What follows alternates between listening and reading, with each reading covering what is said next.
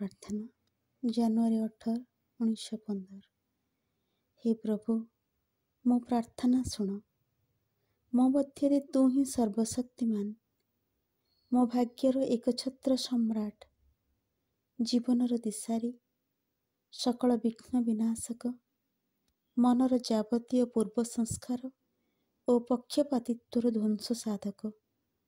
ତେବେ ବାହାରେ ମଧ୍ୟ ସର୍ବଶକ୍ତିମାନ ହୋଇ ଉଠିବା ସକାଶେ ତୋର ପ୍ରୟୋଜନ ଯନ୍ତ୍ର ହିସାବରେ ମୋ ମନ ଯେପରି ହୋଇ ଉଠେ ସଂଗଠନକ୍ଷମ ଓ କର୍ମପନ୍ଥାର ନିର୍ମାତା। କିନ୍ତୁ ତୁ ଯଦି ତୋ ଯନ୍ତ୍ରଟିକୁ ପୂର୍ଣ୍ଣ ଭାବେ ଗଠନ କରିପାରୁ, ତାହେଲେ ତୋ କାର୍ଯ୍ୟ ଯେ ସିଦ୍ଧ ହେବ ଏଥିରେ ସନ୍ଦେହ କ'ଣ? ଯାହା ସବୁ ବିପରୀତ ସୂଚନା ଦିଏ, ସେସବୁ ଅପଛାୟାକୁ ଅନେକ ଦୂରକୁ ପକାଇ ଦେବାକୁ ହେବ। ତୋର ଅସୀମ କରୁଣା ଉପରେ ଅଟଳ ନିର୍ଭରତା ପୂର୍ଣ୍ଣ ଭାବେ ରଖି ମୁଁ ତୋ ପାଖେ ଏହି ପ୍ରାର୍ଥନା କରୁଛି।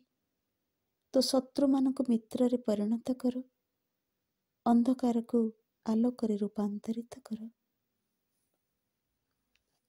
ବିଦ୍ୱେଷ ବିରୋଧରେ ପ୍ରେମର, ଅନ୍ୟାୟ ବିରୋଧରେ ନ୍ୟାୟର, ବିଦ୍ରୋହ ବିରୋଧରେ ତୋର ବିଧାନ ନିକଟରେ ଆତ୍ମସମର୍ପଣର ଏଇ ଯେଉଁ ବୀରତ୍ୱପୂର୍ଣ୍ଣ ଦୁଃସାହସିକ ସଂଗ୍ରାମ ଚାଲୁଛି, ତା ମଧ୍ୟରେ ମୁଁ ଯେପରି ଧୀରେ ଧୀରେ ମାନବ ଜାତିକୁ ଏକ ମହତ୍ତର ଶାନ୍ତି ନିମନ୍ତେ ଯଥାଯୋଗ୍ୟ ତିଆରି କରିପାରେ, ଯେଉଁଥିରେ ମନୁଷ୍ୟ ମଧ୍ୟରେ ସମସ୍ତ ଆତ୍ମକଳହ ବିଲୁପ୍ତ ହୋଇଯାଇ ମନୁଷ୍ୟର ସମସ୍ତ ପ୍ରୟାସ ତୋର ଦିବ୍ୟ ଇଚ୍ଛା ଓ ଉନ୍ନତଶୀଳ ଦିବ୍ୟ ଆଦର୍ଶକୁ ପୂର୍ଣ୍ଣରୁ ପୂର୍ଣ୍ଣତର ରୂପେ ଏବଂ ସର୍ବାଙ୍ଗୀନ ଭାବେ ଗଢ଼ି ତୋଳିବାକୁ ନିଯୁକ୍ତ ହୋଇପାରେ।